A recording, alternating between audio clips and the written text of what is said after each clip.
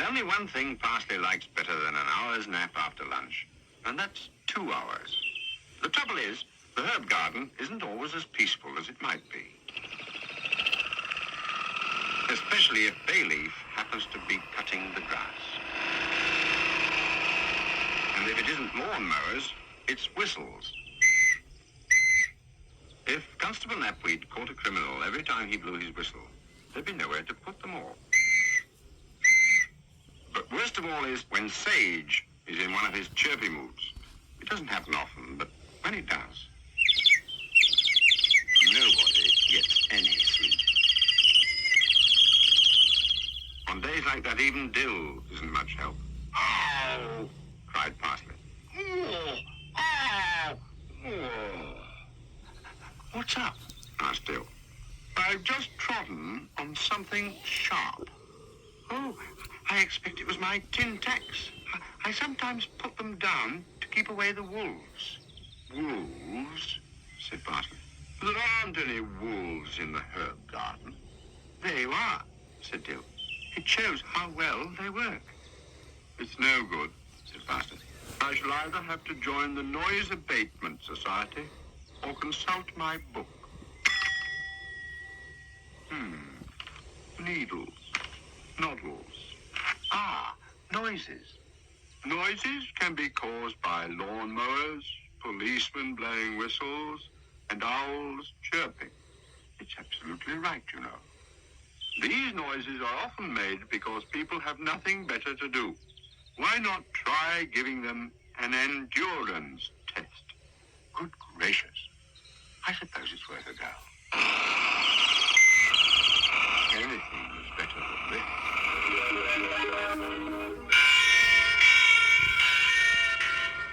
"Oh, yes! Oh, yes!" called Parsley. "Hear ye! Hear ye! Get your entry forms here for the Grand Endurance Test. There will be a prize for whosoever does whatsoever for longer than ever. Oh, yes! Oh, yes!" "An endurance test?" said Bayleaf. "Oh, I got just the idea for that, I have. I be going to mow this patch of grass, I be going to mow it longer and faster than anyone ever has before. Darned if I don't reach Australia before I've finished." "Great," said Parsley. "An endurance test," said Constable Knapweed. "Whosoever does whatsoever for longer than ever." "Oh, well, now, that's easy. There's no problem there." "Here, don't say my bay's gone soggy." "Marvellous," said Parsley. "An endurance test," hooted Sage. "Oh, there's no one who can do it to whistle louder and longer than I can."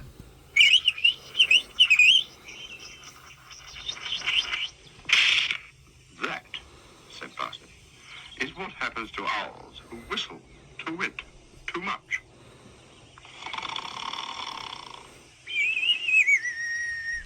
"And what," said Parsley, "is going on here?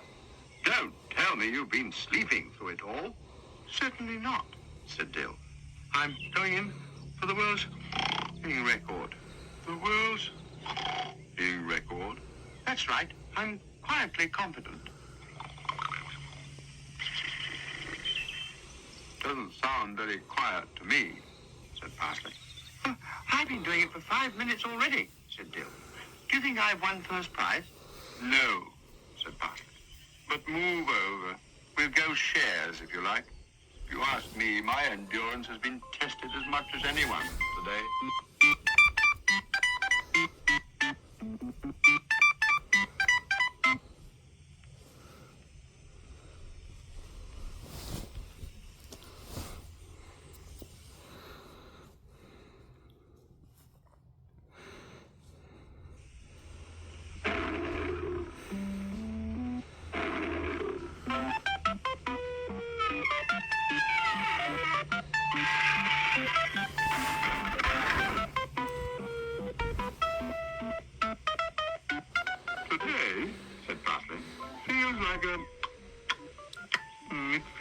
like a day. I definitely feel very today. I better consult my book. Oh, my head. I wish it wouldn't do that. R for Mo, T for two, U for O. Do you suffer from headaches? Do you get spots before the eyes? Does it hurt when you nod? Oh, it certainly does. Then you are probably sickening for something. Try going to bed. If that doesn't work, call a doctor. Bed. Now that sounds a good idea. I must say this book always hits the nail right on the head. Oh, good night, everyone. Pleasant dreams. If you feel under the weather, said Mr. Onion, then you had better report sick at 0600 hours tomorrow morning in full marching order, ready to see the medical officer at 11:30. And I'd advise you to be on time on account of the fact that he doesn't like to be kept waiting. He doesn't like to be kept waiting. Think I'll take my custom elsewhere. Ah, no, I'm glad you came to see me, said Bailey. What you need is a nice glass of thistle juice, which is the best thing out. Nature's cure. It's good for giddiness, tetters, the plague, the itch. Why, it is said it even strengthens the memory. Where'd I put the blessed stuff? It's enough to give you the tetters. I think he'd better have a double dose himself when he finds it. I wonder if sage can help. Anyone home? Wakey, wakey! What's up? What's up? I've got this feeling all over. Are you woken me up just too wet to tell me that? I'm going back to it to sleep. I suppose I could try Dill. After all, he can't be worse than... Good gracious. Dr. Dill, bone specialist. Lions overhauled. Operations while you wait. Own tools. He must have second sight. Either that or he knew I was going to feel... Good afternoon. Have you come to enroll as a bone donor? I'll give you a form. A bone donor? Don't you mean a blood donor? I know what I mean, said Dill. Well, I haven't. It's just that I've had this feeling ever since I got up and... Say wing, wing. Wing, wing. Again. Wing, wing. Once more. Wing, wing. I think the phone's ringing. Why don't you answer it? Look, this is no time for jokes. I like to get my patients into a good mood before they get the bill. Bill? What bill? Oh, I'm not in this business for my health. Besides, you get 3 weeks at my special convalescent home, Stillwater Towers. That'll set you back a tidy sum. Then there's all the bone soup. I didn't know being ill was so expensive. It's not being ill that costs the money. It's getting well again. Now, for my first encore, I think I'll start with a hyperectomy of the lower whatchamacallit. You can call it what you like. You're not touching me. I'll just get my instruction book. Wait till I'm awake. I do hate these dreams where you can't wake up.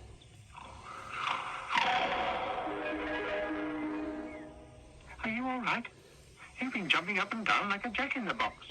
Oh, I had this nasty dream, all about you. I started off with an feeling. An feeling? Oh, can I interest you in one of my cut-priced cures? This is where I came in.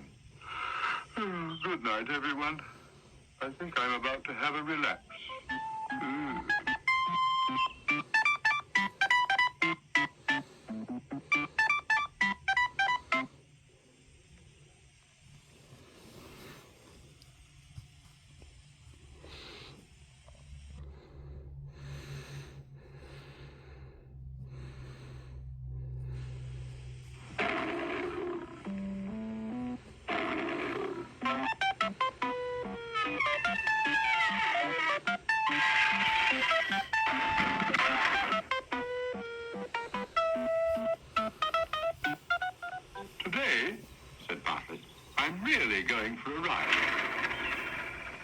I definitely feel like putting my foot down on the old accelerator and going places. Mind you, I think I'll just practice a few comings and goings first.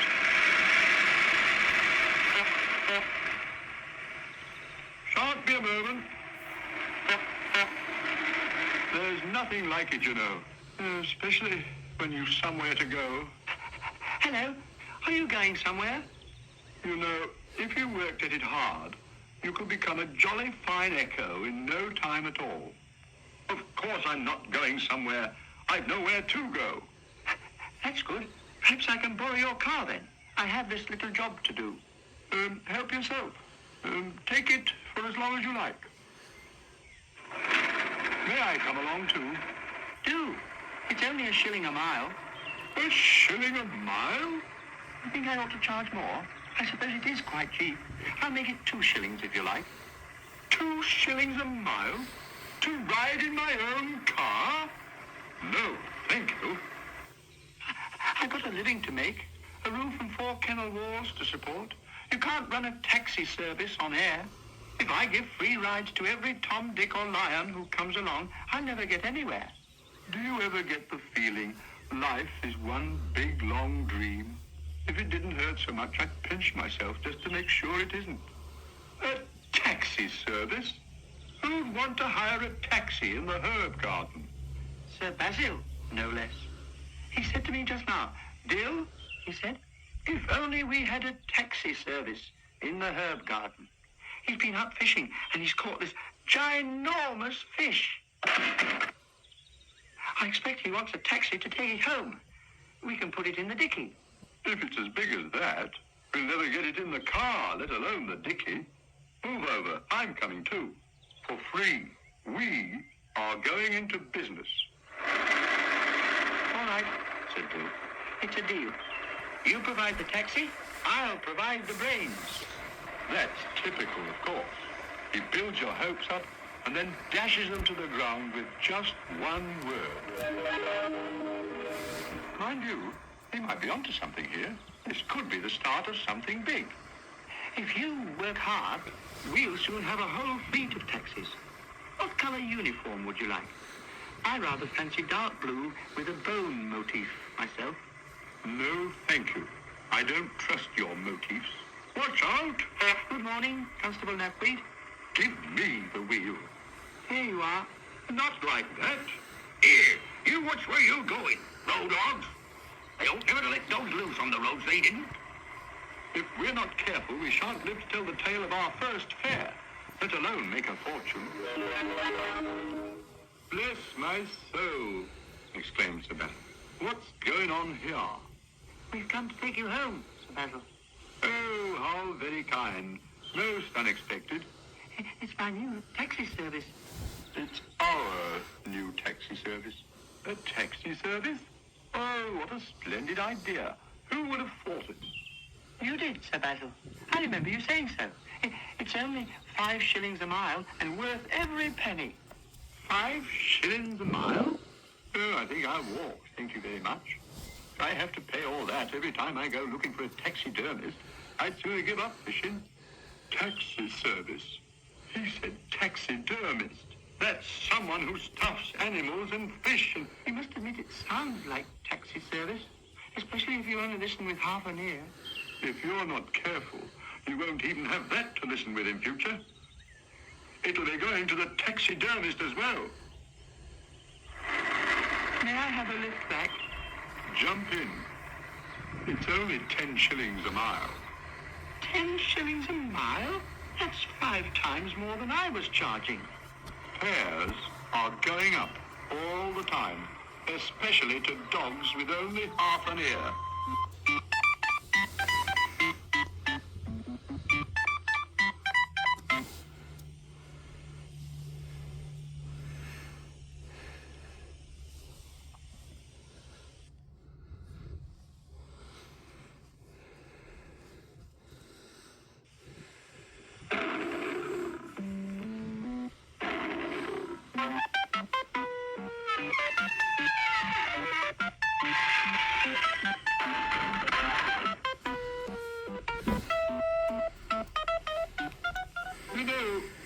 Parsley. I feel very nostalgic today. Perhaps it's too much pudding. Have you seen a doctor? Treating that remark with the contempt it deserves, I shall consult my book. It's full of old memories. For instance? Oh, like the time you took up painting. Remember? Oh, don't I just? So does Constable Napweed. Now, this is what I call a good picture, said Constable Napweed. It's certainly unusual, said Lady Rosemary. Reminds me of someone, said Sir Basil. Whoever it is, he's really captured the full villainy of the person behind the face, got under the skin, as you might say. Look at those shifty eyes and that chin. Oh, he's a nasty piece of work, all right. I wouldn't touch him with a barge pole. Shows you the sort of character we in the force are up against. I'd like to buy that to hang up as a warning. Jolly good idea, said Sebastian. What's it called, Rosemary? Number 24. Portrait of Constable Napweed. What's that? A portrait of me? Where is it? I should turn over the page quickly. Ah, how about this one? The one where Mr. Onion was giving a lecture on self-defense and mistook your bone for a log. Oh, tell me when it's all over. I can't bear to watch. Now, the rule to learn is what is known as the freestanding position. Feet wide apart, arms hanging loosely by the sides so that you can bend down and touch your toes. Mr. Bayleaf, touching the toes by numbers. Begin. 1, pause. 2, pause. 3. Very good indeed. Now, if you'd like to stand up again, I will demonstrate the hip throw assailants for the use of. You blew him up, Wong. I'm stuck. I've been assailed, all right, right in my back. Seized up good and proper, it be. Hard luck, Mr. Bailey. Is there anyone else in the audience as would care to assist in demonstrating the hip throw? Thank you, Sage. Now, some of you may never have given an owl an hip throw before. But if you ever have cause to, you may find yourself up against certain difficulties, like trying to find the hips of fat owls what's got no better to do than sit up in their nests screeching all day. If you come up against these two situations I just demonstrated, then the next best thing to use is what is known as the karate chop. And for this purpose, I will take an ordinary log and break it in two with a single blow from the side of my hand.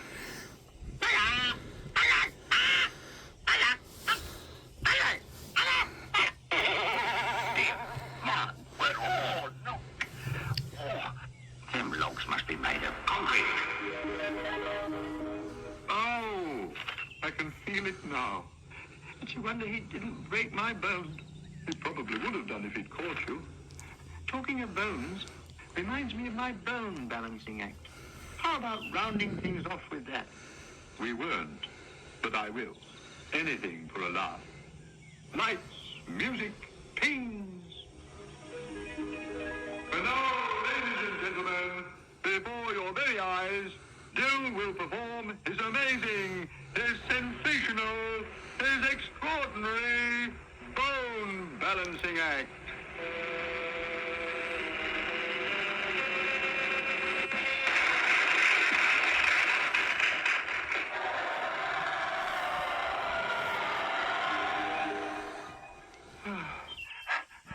After all that, I think I'd better go and do my chores. What chores? I'll have a bowl of bone soup, thank you. I feel hungry. How about you? I feel like a good sleep. You can't win. Goodbye, everyone. See you again one day. Cue music.